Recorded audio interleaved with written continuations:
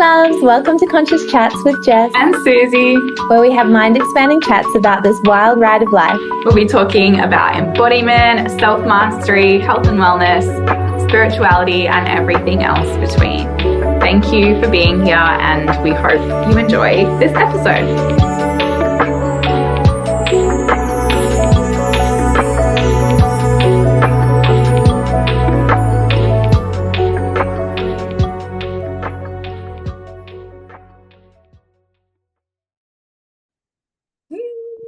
Hello.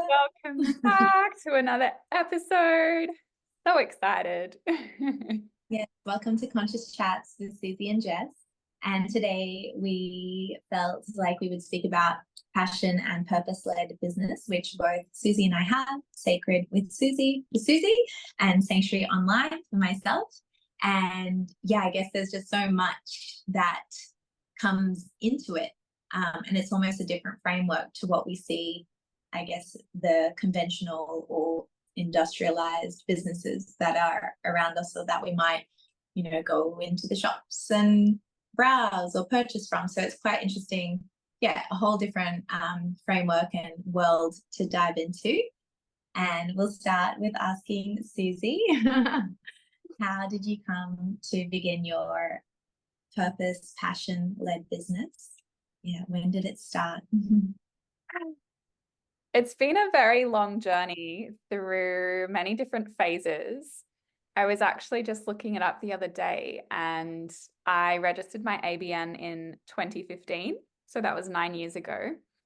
And this was a very, very different version of my business. But back then I was a vegan, and I was really passionate about making vegan food taste good to normal people, to non-vegans.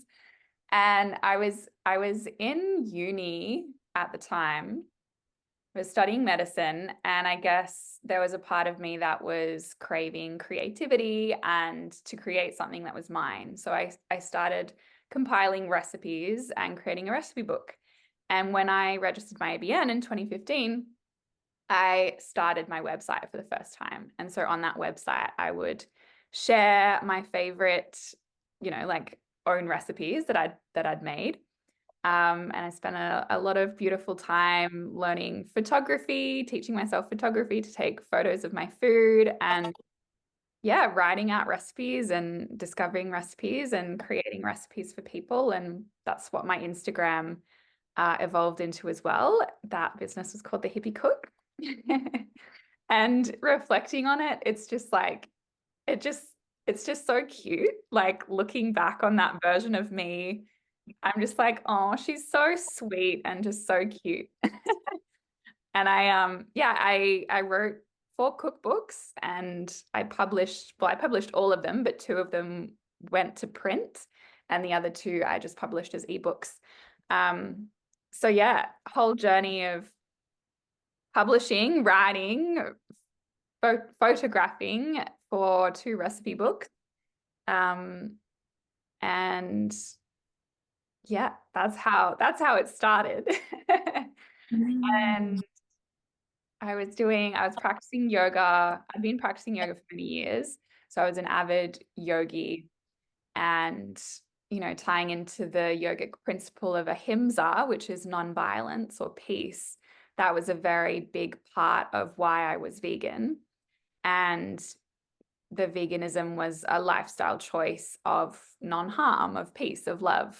And I was really, really passionate about sharing that. And, at the time, veganism, I mean, this is a whole tangent on veganism. I'm not even vegan anymore. I'm sorry, but just a little quick thing. At the time, veganism was not anywhere near as mainstream as it is now. And so most people thought that vegan food was not tasty and bland, because that was the majority of what very little vegan food was available at that time. Now it's like it's a different kind of world. But anyway, so I kept doing yoga teacher trainings and studying yoga in India and on the Gold Coast. And I was in a relationship at the time that was a better relationship than the previous one, but I still struggled a lot with confidence and self-worth. And I struggled a lot with comparison. You know, like being a yoga teacher, I would compare myself to other yoga teachers and not feel like I was good enough. Just this constant battle of not feeling like I was good enough. And I stumbled across actually a podcast. I stumbled across a podcast by a beautiful lady called Laura Ellen. And she had a course, an online course called Queendom, about connecting with your inner queen. And she shared a lot about feminine embodiment and sensuality and sexuality. And so eventually, after a lot of thought, I signed up to her course, which at the time, I think it was like $1,500. And that was like a massive amount for me to spend on my own self, like personal development. I'd never bought something of that price for my own inner growth. I'd spent that amount and more on professional growth, as in like, you know, yoga teacher training courses and uni courses, uni degrees, which are obviously very, well, they cost money. They cost a lot of money compared to like a book or something. And yeah, at that time, that was a huge stretch for me to pay about $1,500 to work on myself and the way that I felt about myself. But I paid, I committed, I showed the fuck up like 500% to that course. And I experienced so much change, so much growth, so much transformation that I was like, this is what I want to do with my life. And I transitioned from vegan cook to sacred with Susie. I transitioned from the hippie cook to sacred with Susie.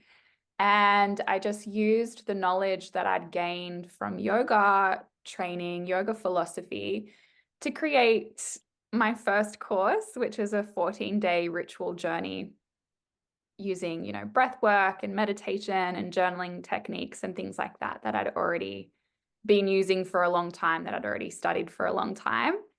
And yeah, that was the evolution and the journey, the birth of Sacred with Susie, which was, I think, 2020. Or is it 2021? I can't remember now. Either start of 2020 or 2021. I think maybe start of 2021. Sorry. That I started Sacred with Susie. And yeah, that's in a nutshell. I think that answers your question. Yeah. I remember getting one of your cookbooks. I think it was the ebook version, and yeah, so yummy. It was so fun to make and cook and share that. Wasn't in a relationship at the time, but just like eat it myself, really, and sometimes share it with my family. I tended to kind of like make it all and then be like, okay, there's something ready, and then I'd eat it all because it was just so good. And like have the intention to share with my family, but then they would never be quick enough because I just loved it. But funnily enough, I was also more vegetarian at that time as well, and like didn't eat meat. And yeah, I remember people saying that like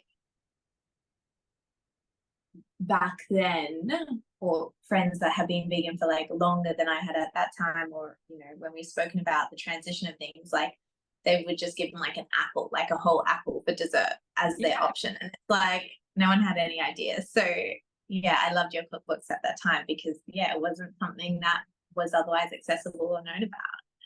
And it was really yummy. So funny, just to highlight that point. I went to a med school ball with some of my friends down in Melbourne for their med school ball, and we were all vegan. And so, you know, it was like a set menu when we all chose the vegan option. And for the entree, they literally gave us a cold block of tofu. Like cold, not flavored, no sauces, a cold block of tofu. Like, what the fuck is that? Thank goodness it's evolved, and thank goodness the book looks like yours. And I love that story of how you kind of like went with what was alive for you in terms of like, I just love hearing the evolution of entrepreneurial businesses and because especially when I started mine, I was so fixated on having to like get it right and know exactly what it is and know where it's going. And of course those visions and everything help, but it was to a point for me where it was blocking me even from starting. So I just love being inspired by and hearing that there's always options. And I think that's just reflective of the human soul growth that you move through as your own being. Like there's so many, even I think of Dave Asprey with his bulletproof diet lifestyle, like he's sold that business to continue to create other things in biohacking. And like we associate so much that business with him because he is the one who made it.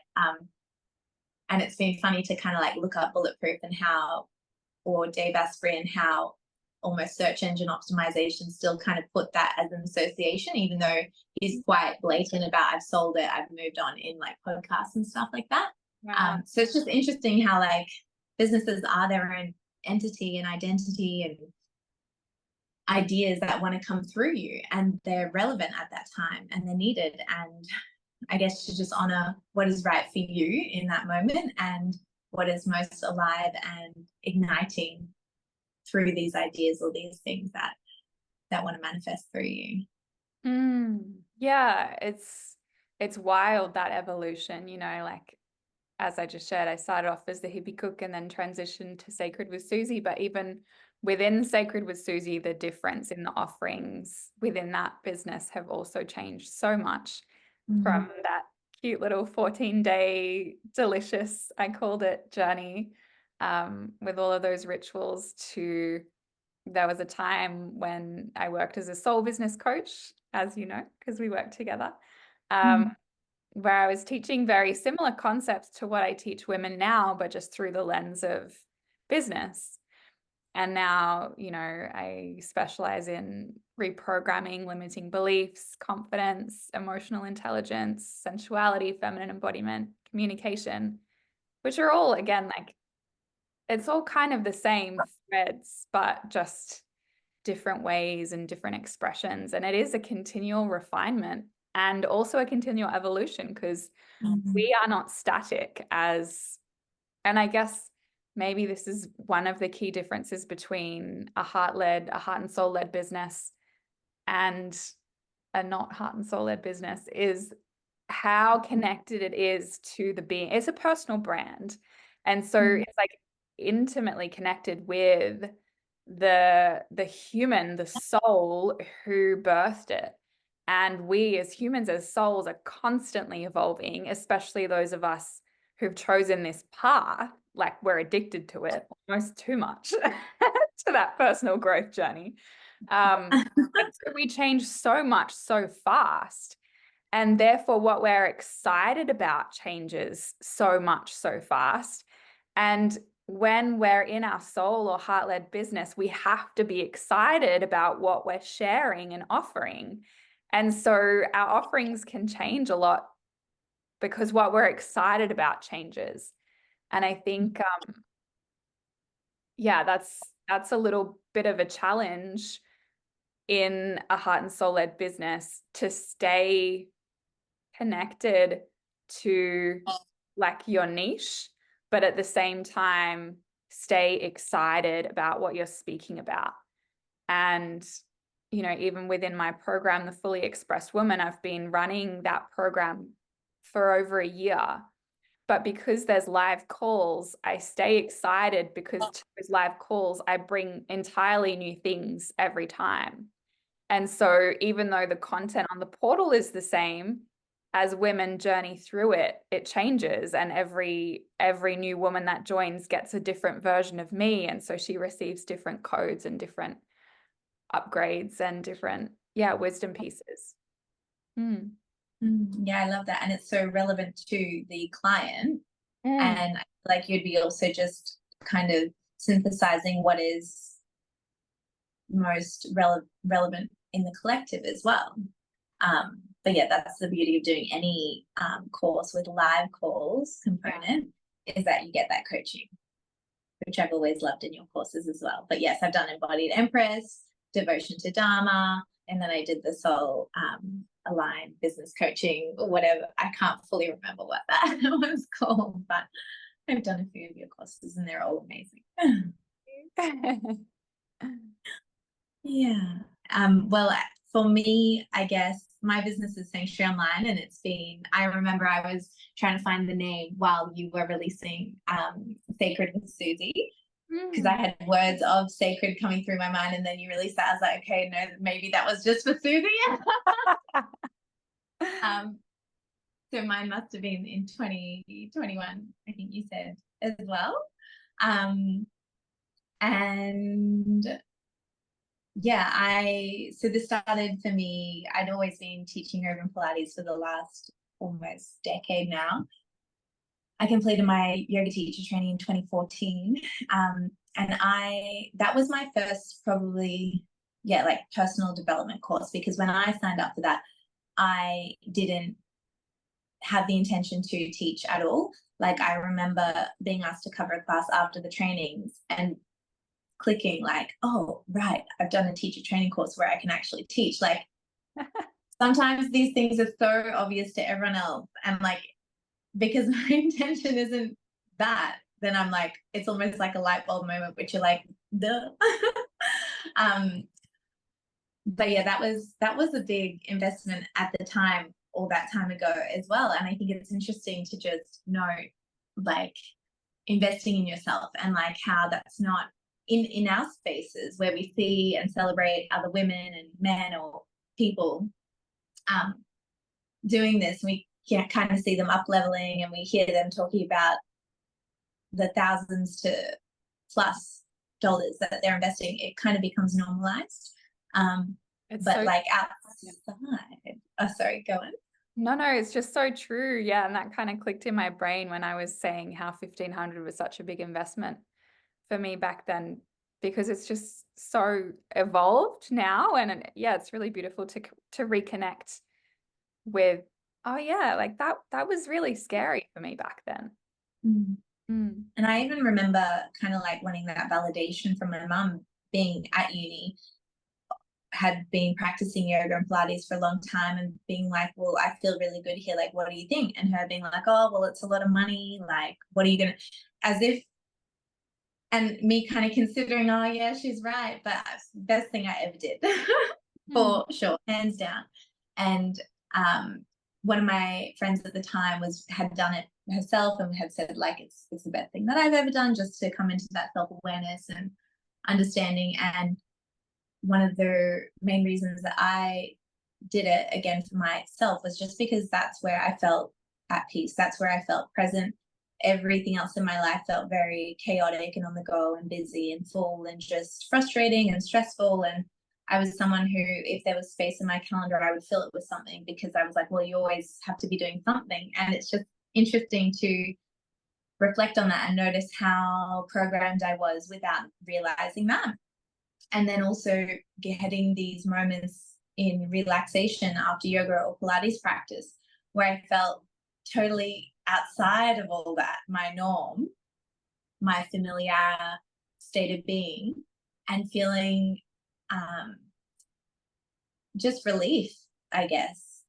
And I also had like insomnia, and I had irregular periods, which and imbalances of hormones, which took a while anyway, but to all normalize. But even when I started learning and teaching, like, I would spend hours and hours at the studio just like doing back-to-back classes, because that's where just I felt good. And I can also now look back and see that as an escapism for everything else that was kind of going on that I didn't want to face, or that was very uncomfortable to realize. But I kept chasing like that high of the yoga and wanting to then be inspired by that to share that with others. And so, and like you, through that, because I guess there was still this busyness of teaching, learning, practicing, studying, working.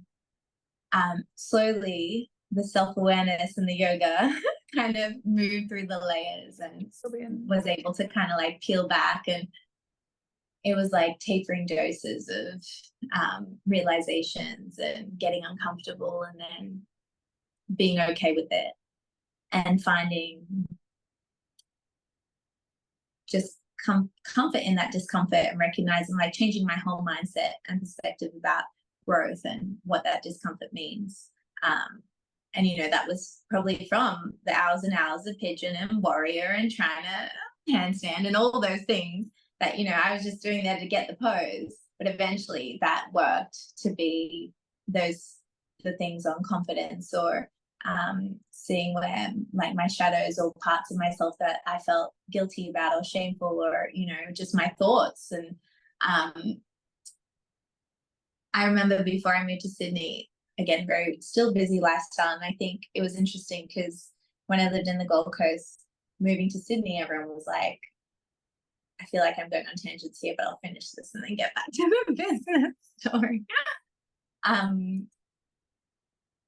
You'd think moving from Gold Coast to Sydney, it was like a busier lifestyle here, but I'd made my life so full and busy in the Gold Coast that, like, every time I was visiting my now partner here, it was like a relief again. It was like a moment of, like, peace away from this chaotic kind of life that I'd set up, that I felt I had to be responsible, that I felt like I couldn't get away from, that I could change. So then when I moved to Sydney, I was like, oh no, I'm actually, like, it's better here. It's less busy. And then slowly, I guess, the tendencies as well. So that's something that I'm still working on, is this busyness and changing my perception of time, and I guess defining and refining where I put my focus so that it is more purposeful. But there's a lot of things that I get excited about, and a lot of things that that do bring me joy, which is, to your point before, with the business. And when it's your own business, it's like, okay, there's this discipline that's required, and the motivation and the willpower, like, that runs out. You can't always rely on that. There's still this muscle that you have to work, or this groove that you have to establish, of being like, no, I'm so devoted to this vision that in those moments where I don't want to show up, like, I still show up anyway, and I still do it with enthusiasm, and I do it with the same, I can muster that state of being that is required for me to, chase that goal, or create this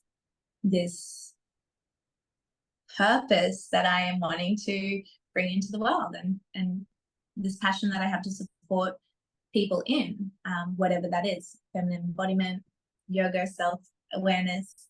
And so I, for a long time, kind of thought, especially leaving Gold Coast and coming to Sydney, whenever you are just teaching, it's like you have to say goodbye to all your studios, your communities, and you have to start again, essentially. And that took about a year to probably, like, be working at six or seven, like, way too many studios again, as well as have, like, I think 3 or 4 pharmacy jobs and locuming, and, you know, just, again, filling the time. And it was only in lockdowns, 2020, 2021, I had this desire to teach online and create my own online business since I moved to Sydney. So from 2017 to 2020, so 3-4 years. And I have, like, old emails reaching out to brand people, being like, hey, like, I want to do this thing. Can you help me do this? But again, that putting so much pressure on getting it right, or having to know exactly what it is. And I've never been someone who knows and sees clearly. Like, I've always been someone who is more in tune with what is alive now, rather than, like, what I'm wanting to create in the future. That's another point that I guess I get to refine and and continue to get better at and practice. But yeah, it was during lockdowns that I was teaching community classes, so free, available to students online via Zoom, a little bit on Instagram lives, was still doing live classes for the studios as well. So, and, you know, at that time I was praying that pharmacies would shut down too, but they never shut down. So I was constantly still working during that time. And it was interesting to have people come into the pharmacy being like, oh, I'm so bored, I'm at home. And I'm like, oh my gosh, there's a million things that I would love to do with that time at home. Yeah. But also, I guess, compassion to them, and, you know, their reality and what they need in their life to help them feel good. But yeah, I just remember thinking in my mind, like, I would do anything. And so again, it still took me a while to create the name Sanctuary Online and figure out the branding. And I think just in being in your circles with women, other women who were, whether they were in business or just kind of learning about empowerment and confidence, just being like, okay, well, just whatever you do, just get it out. Like, you've been simmering on this for too long. And it was a difficult, challenging time for me, but it was also an amazing time because everything that was not in alignment really fell away. So studios that, as they started reopening, that were asking to come back and teach Pilates, yoga, barre with a mask on, I was like, just shocked. And I was like, I will not be coming back here. Like, that is not something that and it was just so much easier to kind of be like, no. Whereas I feel like just me and the person I am and how I want to help, normally I'd be like, oh, how can I do all the things? So it was good to just be shown clearly, like, what's in alignment, what's not. And I had this desire to create online, and I was already teaching online. And one of my studios, there was discussion on, what it meant to be caring for your community and, the decisions you make and what's right or wrong. And kind of, it was just not in alignment again. So I said, thank you so much. This was a studio that I was quite close with, and we even had discussions about eventually potentially owning that studio and like a 5-year plan before all the COVID things. And all of a sudden this space had flipped to be like, well, I don't think you care about the students. I don't think you care about this community. And it was just so, after me saying thank you for having me and thanks for being like my second home here, I was just kind of like shocked. And as I read these words, I was like, this is not what yoga's about. Like, I can't. And that was kind of like the message I needed to start my own, because initially I'd been like, oh, well, I don't want to step on anyone's toes, because obviously the students that I know are students that I've taught in studios that were reopening. But I'm sort of, even though that was kind of painful and difficult to hear and to be perceived in that way, when I felt like I was coming from the heart to kind of be met with those words, it was also it was like, so for me, unimaginable, like, that they would see me in that way. And I was really like, wow. Like, I was a bit emotional, but I was also kind of like, when you're in a way that's shocked, so you're like, what is going on? Like, what reality are we living in? And kind of, so it's just interesting, because I have moments within myself where I'm like, whoa, you think this is reality? To myself. But to get that from other people as well. So yeah, I needed to hear that message and those words from him and that perspective for me to be like, okay, right, like, this isn't the message of yoga that I'm contributing to, that I believe in. And this helps me go out with my mission of yoga and Pilates and connecting to your body and listening to your intuition, regardless of what other people say or think or want to place their beliefs on you. So really cultivating and stoking that inner awareness and that inner power, and moving from that place, because yeah, like, that world would be so beautiful for us all to be more connected to ourselves and moving from our intuition and aware of how we're feeling and moving through life, and then how that's affecting others. But also, the more you understand yourself, the more you can have compassion for where other people are at, because you've kind of done the work within you and you've come across those blocks or those limitations or those beliefs that have shocked you in yourself, and you see it and you're like, okay, like, I get it. I'm less going to judge, I'm less going to get angry or put by it, because I get it. I've been there to some degree in my own journey. So yeah, it's interesting kind of like what are the sparks that kind of like initiate that seed. And for me, how there was that desire, but I really needed like the universe to poke me and prod me in certain ways for me to get there. And yeah, here we are, Sanctuary Online. Yeah, and I guess the defining is that it's live classes as well as on demand, because the live classes are really what have helped me be accountable in my trainings and courses and everything that I've done. And just the convenience of being able to do it from your own space, and to be able to get out of bed or any time of day that you want to put on those recordings. And even at the beginning, again, it's funny how you create books for yourself. I was like, oh, well, now I have to go and film all these classes. And it was you, Susie, that was like, no, girl, like, you've got all those recordings of all those free community classes that you've been doing. Like, what's stopping you from putting that up there and saying, like, look, I've already got a bank of 20, like, here's a subscription.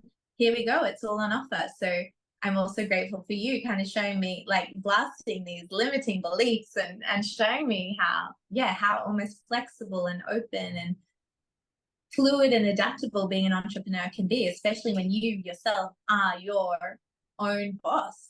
And in saying that as well, there's so much flexibility. It's hard to get that discipline.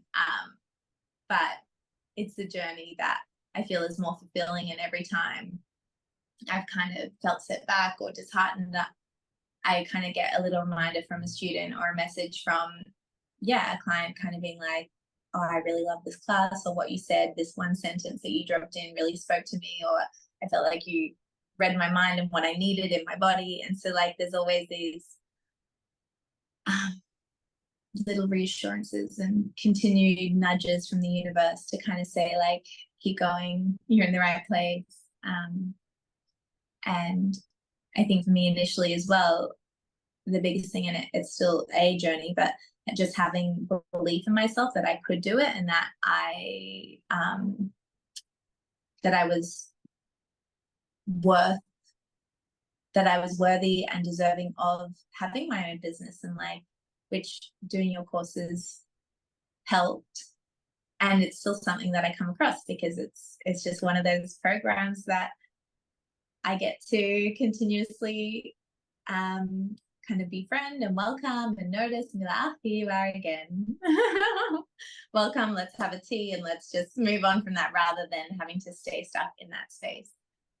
But yeah, it's been interesting, like, having your own business. And I think we may have mentioned this before, is like that in itself is the biggest learning personal development journey, because as your own brand and personal identity interwoven to it, and it's literally this vulnerability of having your heart and your desires and your passions, like, put out there, and what you're met with, it's like, well, but when that reward is there, it's also like the most fulfilling and the most worthy, like, to just know that it's opening someone's heart somewhere, and that they're receiving the medicine from you that helped to come through you.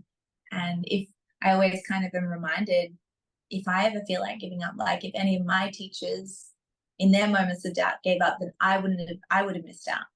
And like, I just don't want to risk that is worse than my discomfort now, that thought.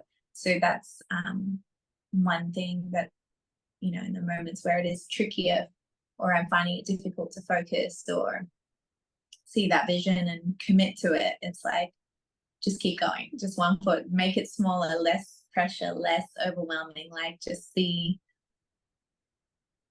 how you can manage it in this moment to continue to work towards that which you're creating. It's so interesting how much of a personal growth journey being an entrepreneur is. Like, there's obviously amazing benefits to being your own boss and having your own business. Like, you make your own hours, you can work whenever you want to, you're doing what you love, you're not supporting someone else's dream, you're supporting your own dream. Like, there's so many amazing parts of it, but damn, it can be fucking hard.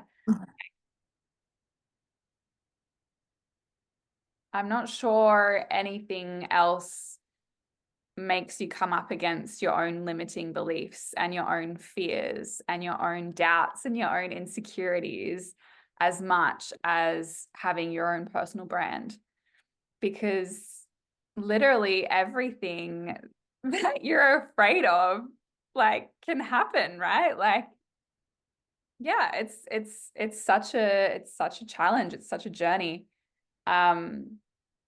And everything that I teach my clients in terms of emotional intelligence, nervous system regulation, reprogramming limiting beliefs, confidence, self-worth, all of those things come from the years of practice I have had in those areas because of having my own business.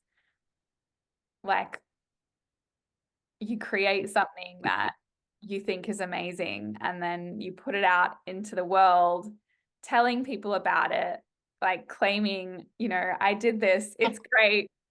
Do you want to pay for it? Do you want to pay me money for this thing that I made? And then like nobody buys it, or one person buys it. And then there's this whole story that happens in your head. And then you have to fucking do it again the next day, and the next day, and the next day, and the next day. Yeah, it's very interesting. It's such a wild ride. But I wouldn't change it for anything in the world. There is absolutely nothing on earth I would rather do. I couldn't even imagine not having my own business. Like, it's such a massive part of who I am. But yeah, it's definitely challenging. It's definitely a roller coaster. And I feel like it's always the deepest embodiment in this moment, but like now I feel like I'm landing even deeper in slowly starting to connect with equanimity, as in like business can be such high highs and low lows, and it's really important to find equanimity in that, getting less dysregulated when someone signs up, or when you have a good month in like the high end of the spectrum, and getting less dysregulated on the low end of the spectrum when nobody signs up, or you have a low earning month. Because those highs and lows, that roller coaster, is related to placing your worth and your happiness and your joy and everything on whether you make a sale, or you get a client, or you have a good month. And that's ultimately not a powerful place to live from. And so coming back to the yogic principles of like equanimity and detachment, and really learning to, I guess, self-source the happiness and the joy and the worthiness, and not placing that on the results, or the results of your business in this particular phase, in each particular phase. Which is probably one of the biggest challenges of having a personal brand.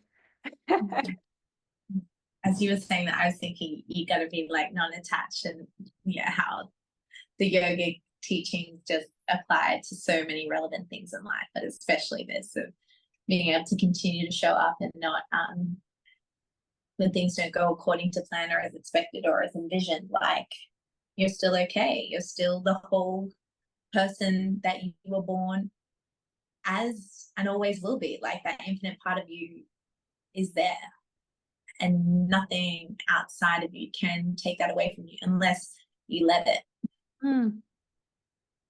Yeah. Or you just perceive it. It's that mind. Yeah. And I think another thing that business or entrepreneurial journey, that word, teaches you is staying power. There's this quote by Alex Hormozy. He's a very successful entrepreneur. I think I might have even said it last time. When you become an entrepreneur, there's two options. You either give up, or you eventually become successful. And nobody knows how long your eventually is. For some people, it's really fast. For some people, it takes decades. And staying power is something that's not necessarily common, I would say, in society. Like, we live in this world of quick fixes, the pill that solves your health problems, surgeries to lose weight instead of exercise and diet. You know, like we're not, we're constantly sold things to shorten the time and effort required to get to a certain point. That's like the world that we live in. And so staying power is the opposite of that. Staying power is like staying in the grit and the challenge and doing the hard things, the uncomfortable things, and not fucking giving up. And you really have to learn that in business. And staying power is also something that is really necessary in relationships. And it's probably something that I didn't used to have in the past, of like, you know, as soon as challenges arise in relationships, or as soon as like, you know, the classic comparing your relationship to other people's relationships and the grass is always greener kind of mentality, is like, you know, conscious, healthy, beautiful, strong relationships are built on staying together through the challenges and the obstacles and not running away. And the same is true for a healthy, strong, conscious, solid business, is like staying through the hard times and the obstacles and staying connected to your vision and your trust of self no matter what, and showing up, like you were saying, continuing to show up even when it's hard, even when you don't want to, even when you're disappointed, even when it looks like nobody's paying any attention to you. It's like, keep going, keep going. Yeah. Yeah, I feel like there's so much to receive in that staying and that getting comfortable and befriending the unfamiliar or the uncomfortable. Like that is where you grow. And yeah, I can see so many times, like in my different environments of living and things like that, where I, like, looking back when I was in it was harder for me to see, but I can see how it slowly kind of evolved to notice where I was avoiding and running away and just keeping myself busy or getting caught up in the drama as well. It's like complaining about the thing rather than just being with the thing. Whatever the thing is, whether it's relationship, business, yourself, sometimes the situation. And I feel like part of it, yeah, it's just, for me, I kind of, the staying has allowed a different perception of life and the way the universe holds, and like faith in God, faith in source, faith in myself. But thank goodness, like, I've come to that, because I probably also could have kept going the other way and just been a lot less happier, less connected, less aware. And I'm just so grateful for all the times that I've been able to identify where I'm running away from what's uncomfortable or unfamiliar, and being able to stay, just even if it's a little bit longer, to crack open just that little bit more, to be able to get more aligned with actually what I'm truly here for, and that purpose, and to be reminded of my wholeness, and reminded that I am here for a special purpose, and it's not random, and it's not, these desires aren't fleeting, and the moment I come up against an obstacle or a challenge that I meant to drop everything, and like, they hold weight, they hold worth, they're needed, they're necessary in this moment, they're relevant. And so yeah, that staying power, it's again like a muscle, like you practice it, it's a lifelong practice, there's no destination. And with entrepreneur and business, it's just like you get to become better at being you, at knowing what is your formula for success, or finding the right clients, or refining your message so it speaks more clearly to those that are ready to hear it. So it's, I get excited when I look at it from that perspective, and can also see how I was disheartened in the past of when I felt like that was a barrier. Yeah, another piece that, you know, entrepreneurial journey has also taught me that I continually relearn is, together with the staying power, is, you know, and we've all heard it, it's about the journey, not the destination. So like receiving the fulfillment from the work, not the outcome or the result. And, you know, we enter soul and heart-led businesses to be of service. But then we're in a business, we have a life, we need to make money. And so sometimes we can get disconnected from our original intention of being of service and get carried away with the need, the human need in this life that we live in to make money. And it's like a continual realignment and coming back to, I'm here to be of service. I'm doing this to be of service. I'm doing this to help people. And so within that is like receiving from the work, not from the outcome of your work or the result of your work. So even if nobody signs up, even if nobody comments on your post, even if nobody subscribes, even if nobody even watches the thing, can you receive fulfillment anyway? And I was writing this in my journal the other day of like, I don't know if it's from Karate Kid or something, when they're like, chop wood, carry water. Is that from Karate Kid? I don't even know. Okay, I think I've watched it but I don't even know if I've watched it, but it's just it's like, I don't even know what it's from. It's like chop wood, carry water, as in like, that is your job, that is the task. That's what you are connected to. Like, am I explaining this? Like that's your focus. Chop wood, carry water, chop wood, carry water, chop wood, carry water. You know, do the thing, do the post, reach out, send the email, send the message, create the course, write the program, like receive fulfillment from that, from the task, from doing your purpose work, from taking action. Yeah. Not putting your happiness, your joy in, but what's the result of that? But how many people signed up? But how much money did I make? And that is such a challenge. Like I said, we live in a world where we need money. Yeah. So it's a continual coming back to that desire to be of service, and that is what we say with a soul-led business is, you know, it's our dharma, it's our purpose.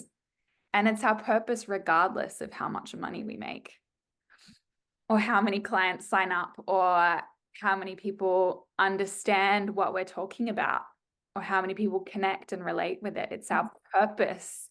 It's what our soul has to do. It's what our body, what our bones have to create and put out in the world. It has to, like, I have to do it. I have to do it. It's just like, my whole being needs to talk about this. Yeah, but it can be a challenge to come back to that. Yeah. I know we're close to wrapping up, but 3 things on that which I'll try to do really quickly.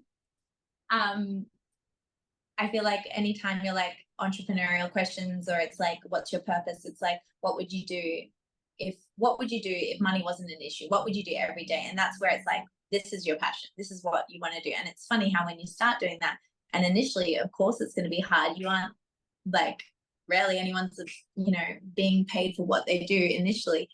When that comes, it's like, that's the staying power. That's the moment of time where you're like, well, how committed and in love and devoted are you to this passion when you're putting this time in and not receiving as you create, but as you create that business, but you're still doing it because you love it. And that was the initial question, right? Like, what would you do if money wasn't an issue? And if you weren't getting paid for it, what could you do every day? Yes. So especially when you put all that time and effort, it's like, that difficulty. And I always remind my students, like, if they're like, oh, that was really hard, or I found that really challenging, I'm like, well, if it wasn't challenging, you wouldn't be here every week. Like, and that's part of it. Like, if we had it and it was that easy, what would be the point? There's not that fulfillment in that. It doesn't make it worth it. It doesn't make it nourishing and like victorious and worth celebrating, because like it was easy. You could do it. Like there was no effort required. And as you were saying that as well, I just had this little thought of like, I think there's been artists, or I could think of Wilma Clintoff, I'm not sure exactly her name. She created all this art that was quite tantric and geometrical and like activating as you looked at it.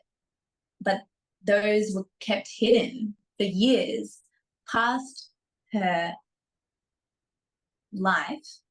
And now they've kind of resurfaced and they have all this meaning and just value to them. And I think even Monet, like there's some artists and inventors, or potentially even Einstein, like maybe they were considered a bit crazy at the time, but then how much has their work and them following their passion or their interest contributed to society? And obviously we, I think information and all that travels so quickly now anyway, and it's all connected in a way that's much more than it was back in those days. But I just consider, like, again, if they would have stopped, or if they would have been disheartened because people thought they were crazy and they thought, oh, well, I'm not going to do this because I'm living alone somewhere, whatever, and I'm disconnected from everything, like, yeah, we wouldn't be where we were today. So that's a bit of a left field comment, but it was just something that pops into my mind.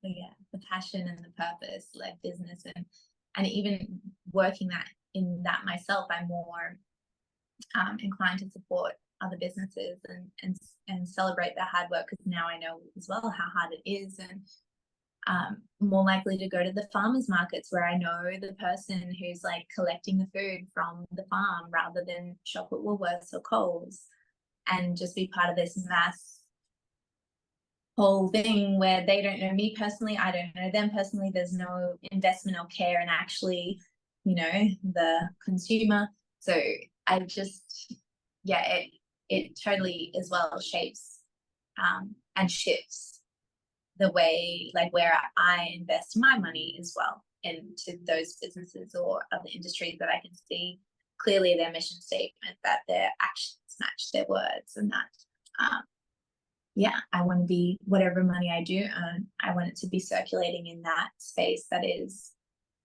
beneficial to the collective and the planet.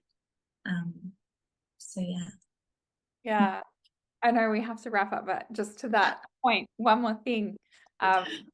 When I first released my cookbooks, very start of my business, didn't have much money, I was young, I was looking into how much it was going to cost, and I only got a small number printed because I didn't have a big amount of money to invest in it. I printed about 50, I think, in my first round, and I had to sell my book for $50 for me to make any sort of profit. I think I only made $10 profit, or maybe even less, for selling it at $50.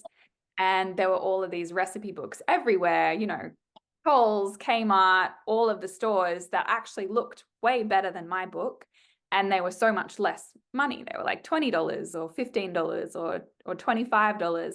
And I was like, wow, if I expect or hope for someone to buy my cookbook when they could buy one of these other mass-produced cookbooks, then I have to, like, it's not an integrity for me to buy the cheaper option, the cheaper mass-produced option of something else, when there's a beautiful human at the farmer's market creating it with their heart and soul, and me only choosing not to purchase that because that's more expensive.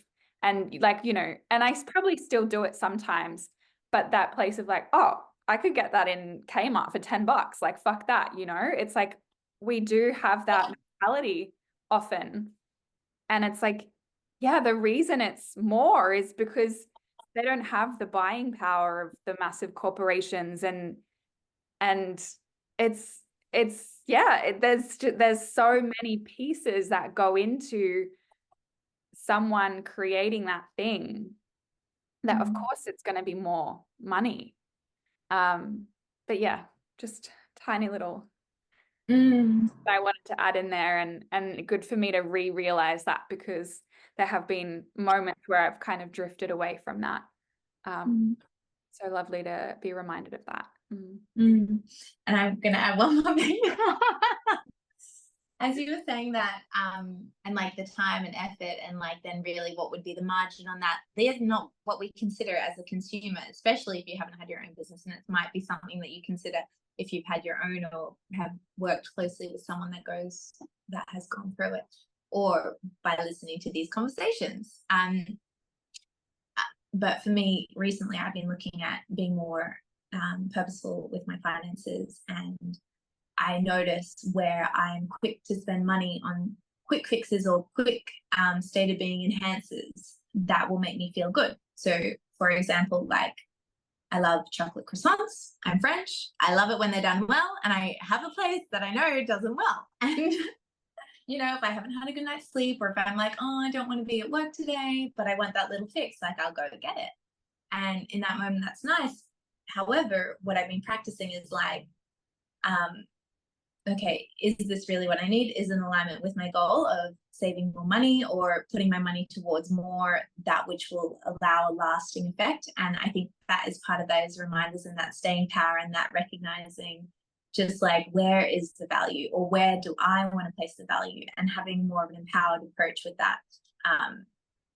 But yeah, just so for example, rather than buying the 10 cookbooks that you're like, oh, these are cheap, because I see myself do that with little things that are cheaper. Where can I save money? I'm like, I could have just not spent any money on any of those things. Like sometimes I look around the house and I'm like, we accumulate things, right? And then we're like, okay, we need to get rid of things. And then I consider, like, at that time, I really wanted it.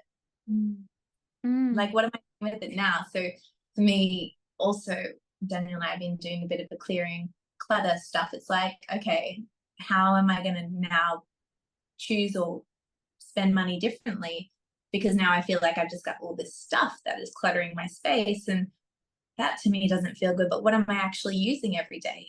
And when I do get something, like, will I use it every day, and how will I incorporate that in my life daily, so it is useful, so it is meaningful, so that it has that positive energy that I'm putting towards, and it's getting loved as an object or a thing or a course that you've spent that money on.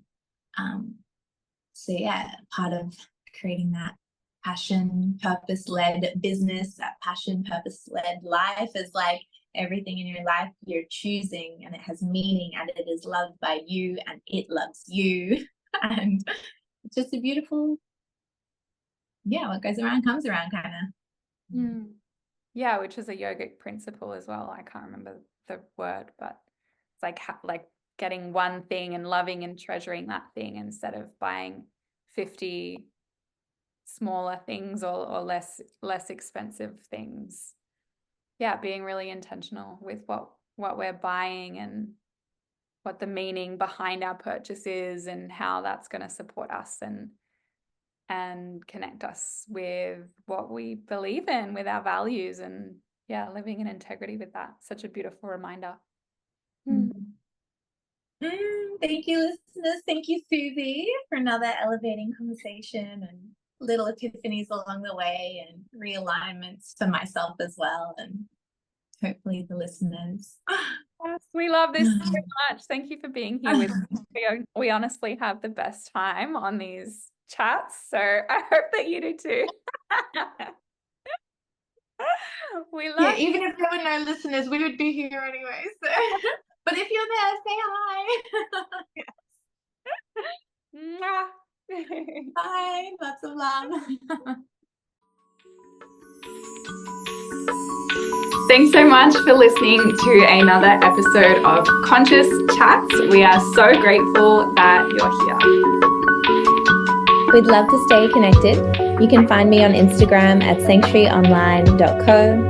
I offer online classes of yoga, Pilates, barre and yin, on demand and live, and I would love to practice with you. And and I'm on Instagram at Sacred with Susie. Susie is spelled Susie. And I have a variety of offerings on feminine embodiment, emotional mastery, and more, including my signature program, The Fully Expressed Woman. Feel free to send either of us a message on Instagram if there's any conscious chats you want to hear us riff on. Otherwise, have a beautiful day. We love you. Bye.